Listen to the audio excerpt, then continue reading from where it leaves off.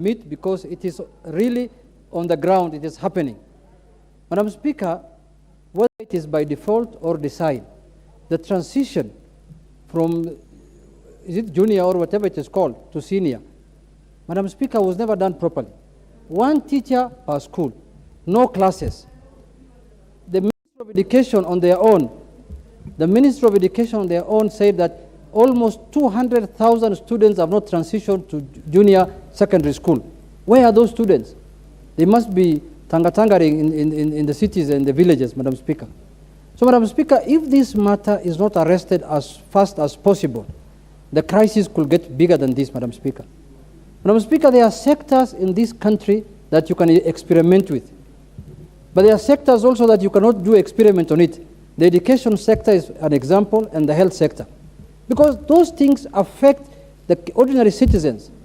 Madam Speaker, we must bring to the attention of this House that this crisis of high monumental, and if this House does not come up with a resolution on how to deal with this matter, this country is going to get into a serious crisis that they may not be able to handle in the future. I know the way Honorable Kaluma said, majority of members here have their children in private schools, and some of them don't give birth anymore because they're old people. And most of them have gone to university and finished. They are elders here, and others have taken to private school. Madam Speaker, the ordinary Kenyan there is suffering. The ordinary Kenyan there does not understand what CBC means. I was in a school in my constituency the other day, last parliament, and I was told they had been taken to a bus, they had been taken to an animal farm so that the students can familiarize themselves with animals, with goats, cows, and chicken. Those villagers know those things. That is their way of life. Madam Speaker, if you look at the proportion of teachers to students in every CBC class, Madam Speaker, you will be shocked.